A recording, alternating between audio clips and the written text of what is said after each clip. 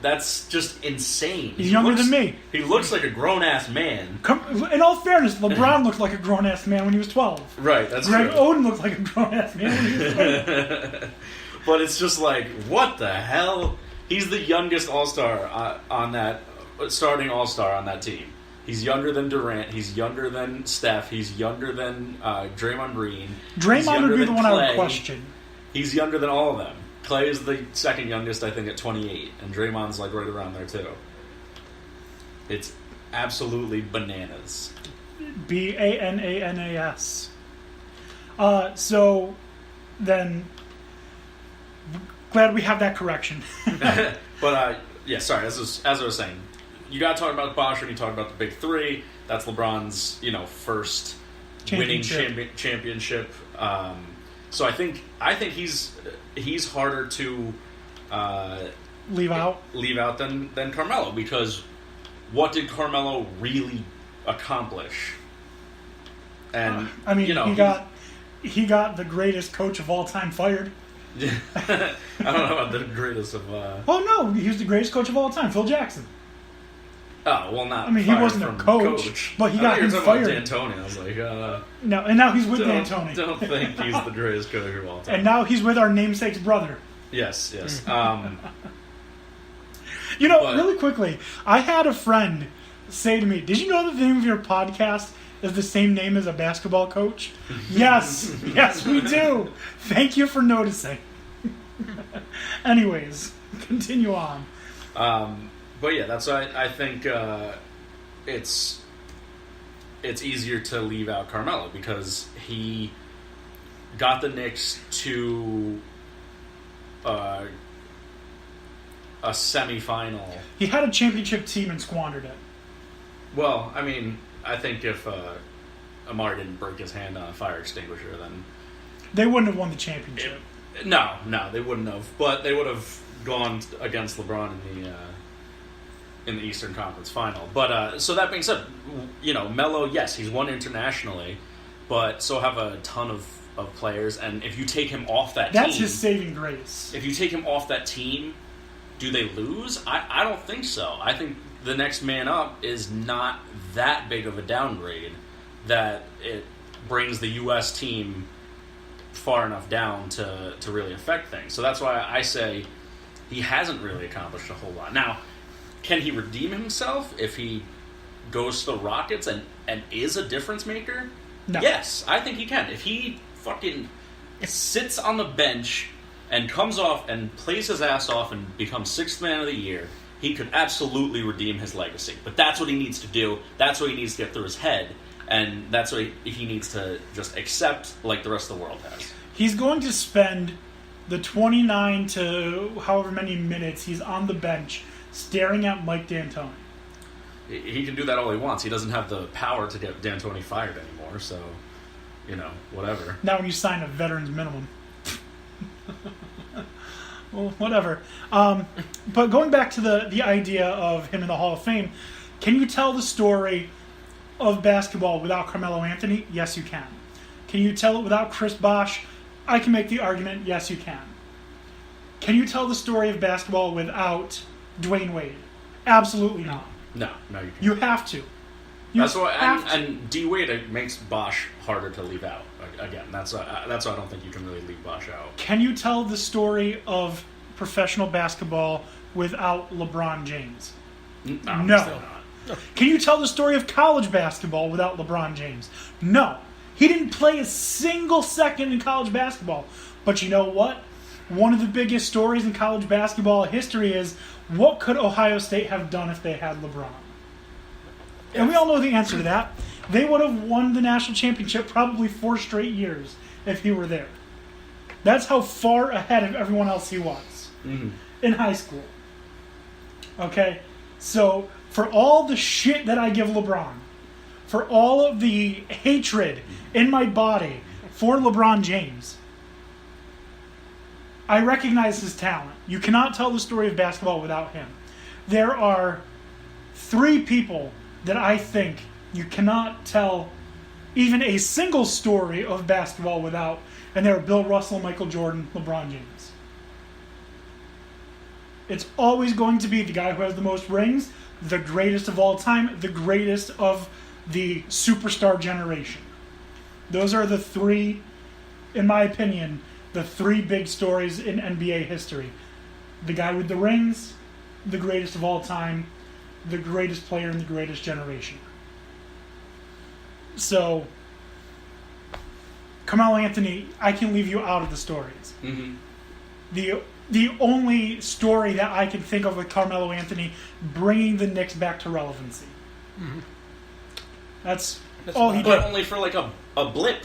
Like, Amari kind of already did that, and then Melo, brought it up to another level. Yes, for 3 years. And then Tyson Chandler, Defensive Player of the Year while on the Knicks. Which is another one that should have never happened, should not have wasted an amnesty on Chauncey Billups. So that whole era just makes me mad because it's a story of poorly managed win now mantra in action. And hopefully these Knicks are different. They look different. They're building through the draft, and they're about to have a hell of a free agency next season and the season following. I don't think there's any, like, if I'm a betting man, if like one of these casinos come to me and is like, hey, house money $50, you can make any bet what you feel is the safest. I would take all $50, put it on Kyrie and Jimmy Butler to the Knicks. 100% of it. I've heard, as I think I mentioned, that Durant could go to the Knicks, and I could really see that happening, even though I kind of think he's a sneaky snake at this point. Of course you do. Just because it's because of his like Twitter attitude. Like he's always like he went after like a freaking high school kid on Twitter. Like, come on, he's got to grow up. That's why I used to have so much respect for him because he was like quiet and seemed humble and hungry, worked hard day in, day out, and he still does work hard. But he's always on Twitter. He's always like, he can't just let his play talk. He's super defensive about his legacy, as he should be, because he took the easy way out, let's face it. Yes, he did what many of us would do and did, an easier way to do his job and win championships, but he took the easy way out. There's no arguing that. And that is absolutely going to tarnish your legacy. You got beat by this team, and you said if you can't beat them, join them, rather than, trying to do it with the team, with the squad that you had, which was, right on the cusp, and probably could have done it the next year or something, but that's why I've lost a ton of respect for KD. Not play-wise, but who he is as a person, because he just can't let things lie. He has to constantly, defend himself on Twitter. Like, yeah, you get attacked. Rise above it, bro.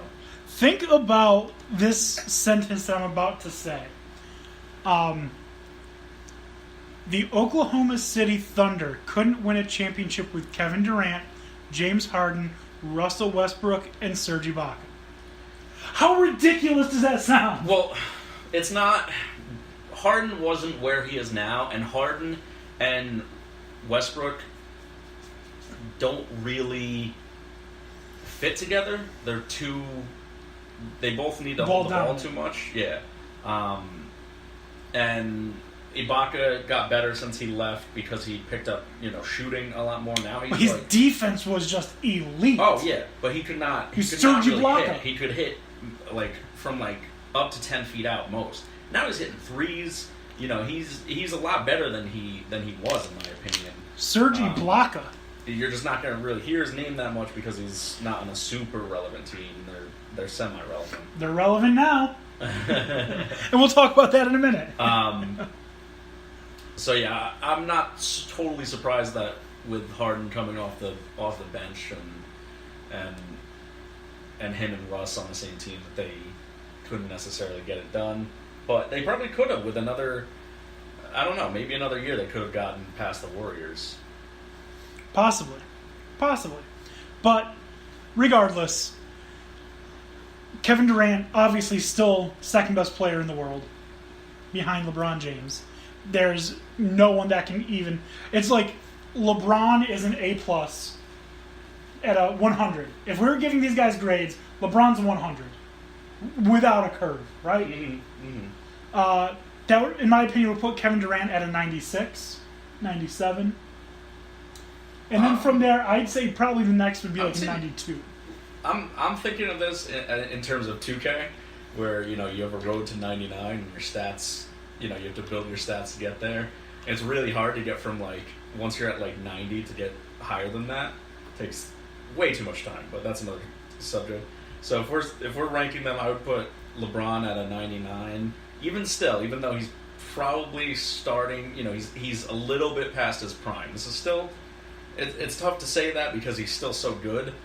But if you look at him versus what he was a few years ago, you can definitely say he's a little bit past his prime. But he's still like a, could be considered a 99 or 100. I would put KD even closer under that. I would put him at like a 98, 97. And then after that, you got players like Giannis and Anthony Davis, AD, who are like 96. I don't know that I'd give them 96, but regardless, Giannis, I would. I think this season is the start of his prime, and I think he's just going to be amazing going forward. Here's the scary thing: I don't think so. I don't even think he's at his prime yet. I think isn't he like 20? I thought he was like about to be 22, 23. I don't know how old he is. All I know is I still see him being a couple years away from being in his prime, which is absolutely scary because he is incredible. I think there are going to be seasons that the Greek Freak has that will be better than seasons LeBron had in his prime. I think he is going to be, after LeBron and KD are gone, I think he's going to be the guy. Well, he's the first international player on a 2K cover, so that's pretty cool. He's on 2K19. Remember how it used to be, the question was LeBron, Dwayne Wade, Carmelo Anthony? Yeah.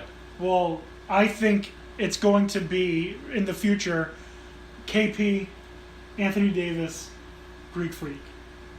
I think AD's a little older than them, so I think he might be that question first. And then I think it's gonna. I think I would replace him with Cat as far as the three of like the same generation. I mean, KD only played one. I'm not KD. AD only played 1 year in college, so he entered the league at 19.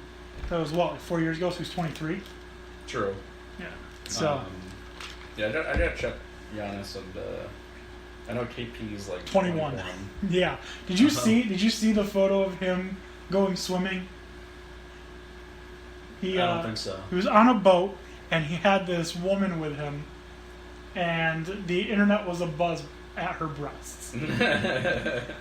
She was very well endowed, one might say. But anyways, we've gone way off topic. Sorry, didn't mean to touch your foot there.